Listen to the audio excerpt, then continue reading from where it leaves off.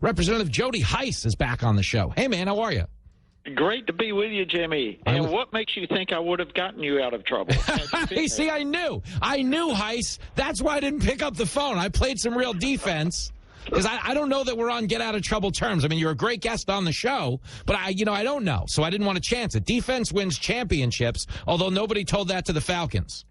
Speaking of defense, though, go Dogs. Yeah, I knew you you got it going on the defense. But yeah, the Falcons are. It's embarrassing. Yes, well, but that being said, you're right to say the Dogs are looking good right now.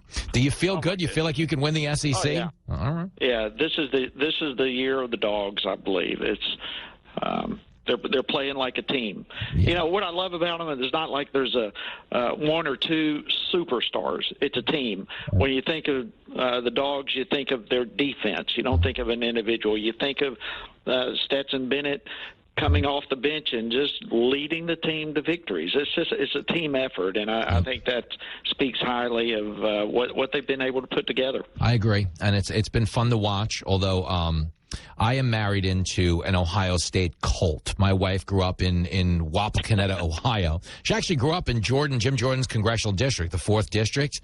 And, out there in Wapak, like, it's actually a cult. Like, by law, like, I have to cheer for them.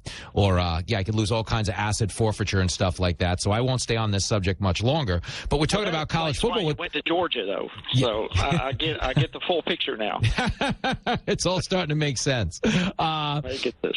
Well, talking about scoring, to kind of segue off of that, the Democrats, according to a report I'm reading in the New York Times, the White House is bracing anybody who was dumb enough to believe that the bill cost nothing.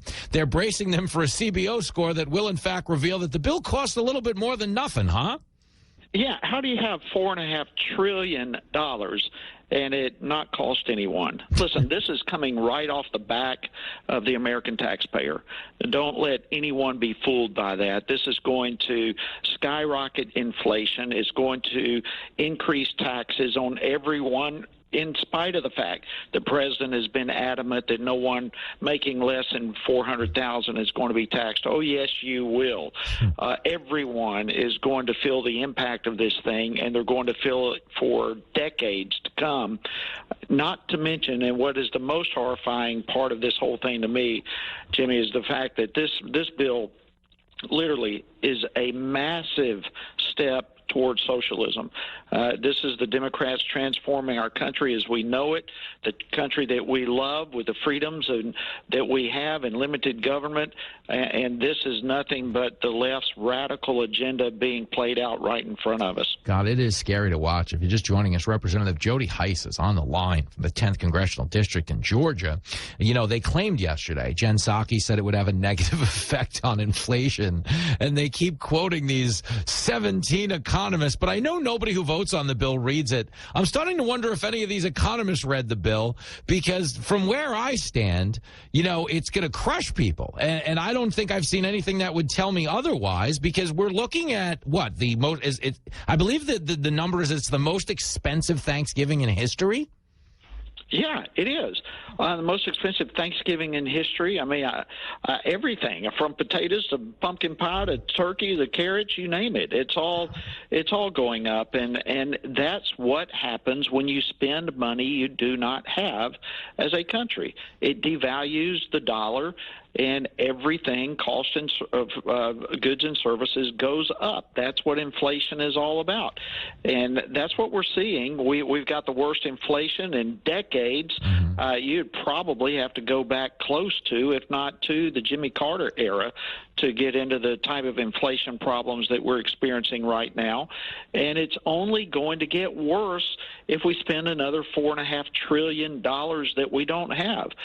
Everything, gasoline is skyrocketing. I mean, every one of us are feeling it in our pocketbooks. Yeah. This is a tax. Even inflation, you can look at it as a tax on everyone, because the cost of everything is going up except your salary. And so it's money out the doors of every family, every individual in this country, and the Democrats' answer is let's do more of it. That is, it's crazy. You're right to say that. If you look at this politics like it's a restaurant, the voters have basically said this food sucks, and the Democrats are saying we'll give you bigger portions. Yeah, we'll give you a second portion. Well, you're in luck. We're going to give you even more. It makes no sense to me. But the other thing that really does concern me about the economy is we are watching mandates slow down an economy that's struggling to find its footing right now. Thankfully, you know, there has been some pushback in the courts to slow the roll of this thing that's supposed to go on the books in January. But do you foresee a moment where they might actually walk away from this for the good of the economy, or are they too hell-bent on that tyrannical government overreach that they've just gotten accustomed to?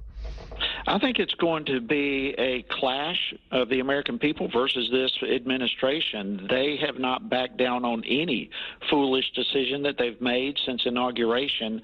I mean, our borders are still wide open, still horrible. What happened in Afghanistan. We still have hundreds of Americans in Afghanistan. We've got pipelines that were closed, Keystone from the beginning, and now the president wants to shut down more of our pipelines, stop our own energy independence that we had just this time last year. I mean, nothing that this administration has done has been for the good of our country, and I don't see them backing down on this vaccine mandate. And yet, when we're about to see businesses, hospitals, healthcare, law enforcement, virtually every industry across the board is going to see a mass exit of workers who they themselves are saying, I am not getting the vaccine. I'll go find a job elsewhere. So I think we're going to see a showdown between the American people, American corporations, and this administration. I think at the end of the day, the American people are going to win this battle. The government cannot force you to have a medicine that itself is still under trial. They can't force you to do that. And when your livelihood or the vaccine is the only options and you don't want the vaccine, government cannot force you to have it, and yet that's what they're going to try to do. And I see the administration losing this in the long run. Yeah, I do hope you're right. Representative Jody Hice is on the line from the great state of Georgia. We're talking about vaccine mandates, and I think another thing that has a lot of adults fighting these mandates is they know that if we if we surrender, okay, it's only a matter of time before they are, in fact, mandated for our kids. And we definitely don't have the data that says kids need to get this vaccine, unless you've seen something that I haven't. No, I mean, absolutely. Kids are the least vulnerable in this whole thing. Virtually, statistically, a zero death rate. I mean, of course, we know there have been some children, but statistically, it's exceedingly rare for a child to suffer serious negative consequences on this, and yet we're going to give a vaccine that, as you said, has not been tested. And to be honest, it's not been tested very long for adults either, and therein lies the problem as to why so many people are resisting this thing. The CDC, we're hearing that somewhere in the ballpark of 18,000 people potentially have died from this thing, suspected their death was because of the vaccine. And it's like, why are we not stepping back and taking a further look at this and doing more tests? Yeah. But instead, this administration says, now let's mandate it to children, which, of course, we're seeing California is already making that step. It's horrifying. Yeah, it is. And it makes no sense scientifically. It makes no sense constitutionally. This is nothing but a power grab by an out-of-control administration, and this is part of the fear that people have, a government out of control. Yeah, that's what that very much feels like what we're watching, and listen, I appreciate having people on the front lines that are fighting back against it, so you got to keep playing good ball. Normally, I would close by asking you for gambling advice on Georgia's game this weekend, but they have taken in Vegas, they took the line off the board between Georgia and Charleston Southern, so you can't even give me a pick, but I believe Georgia was supposed to be laying 51 points, man. That sounds a little high, no? Hey, I wouldn't put it past them. Listen, Georgia, they got a great team. I'll just, All right.